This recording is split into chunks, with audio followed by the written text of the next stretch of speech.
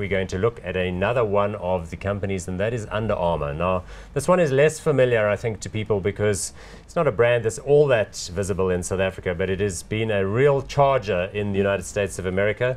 Branded performance apparel, started out making gear for US college football, but has since gone global in all sorts of related areas, running shoes and so on.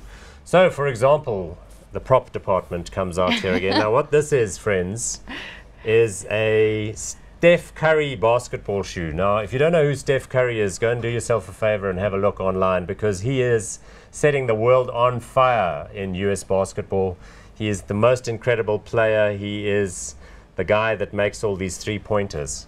Well, yeah, I mean, I heard about Steph Curry when I started doing research for the show. Yeah. And I had to do some research because apparently Under Armour's footwear sales have gone up by 95% in the last quarter. And they attribute it to him playing good basketball. Well, this is a pair of the exact same shoes. That's what I'm telling you. Now, I don't know why I bought these, because I don't play basketball. Well, but I thought, well, you know, they're the right size and I'll just go running in them. And that's worked fine for me. They're a little bit heavier than running shoes. Yeah. But it's people like me, you know, who are attracted to the story and so on. But I'm a shareholder, obviously, in Under Armour, so I'm getting a little bit overexcited. Absolutely.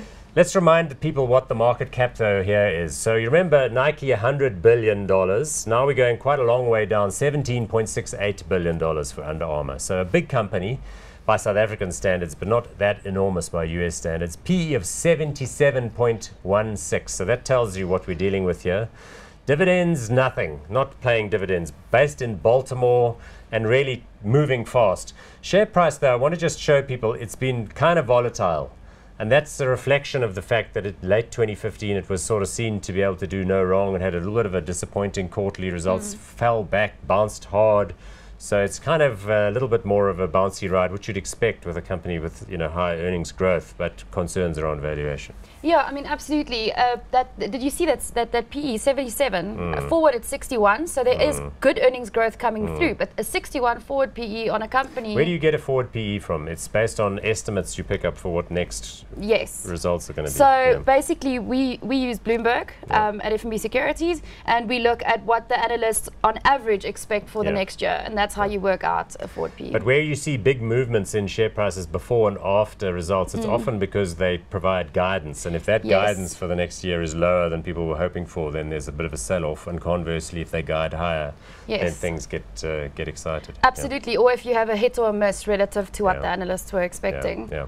Okay, so Under Armour, I mean, they don't only make the shoes. Their original ranges and what they're best known for, this is like their winter apparel. So this is what's going to be coming out on the streets of Joburg soon, because there's the Under Armour logo, and you see these fabrics. It's this kind of tight hugging stuff that you wear in order to stay warm when you're out there running. I must say it's very depressing to have to be running in the course of, you know, running in the middle of Joburg. It would be lovely if we could do it in this summer weather the whole time. Yeah, absolutely. I mean, I'm also a winter outdoor exercise person, so I'll probably also get involved there. I actually wasn't that familiar with the brand until recently. I know the CrossFit kids are going crazy for Under Armour, and it is becoming more popular in South Africa. But if you look at international sales, it's still only about 11%. Well, here's an interesting thing. We've not talked about it yet, but Nike, you can't buy stuff online. You can only buy it through the retailers here. Under Armour has an arrangement with Border Free, which is where you can buy their stuff on the Under Armour website, pay in rands, and it gets shipped to you. So that's something just to keep in mind, although there's still some ridiculous tariffs on South African garments and South African footwear. I don't know what kind of garment industry we're protecting with those tariffs. But anyway, that's one thing. About online sales, though, it is a growing part of all of these companies. Is direct online sales. So they've got this like dual channel strategy, which is a good thing, right? Yes, and one of the nice things about driving online sales is that your operating margin should improve over time, because the support you need for driving online sales is a lot less than brick and mortar. And you don't have to hold all that stock, you get all the sizes right, you got the colors and so on. People prefer shopping that way. Yes. Okay, excellent. So Under Armour, pretty toasty share price wise. Yeah, that's the only issue I have. If the valuation wasn't this stretched, it would be an obvious buy. It's a high growth company, it's well run, the brand is growing, but there might be better opportunities to get into this thing. So you're going to go not hot on that? For now. I'm going to go hot on that one. I reckon it keeps growing.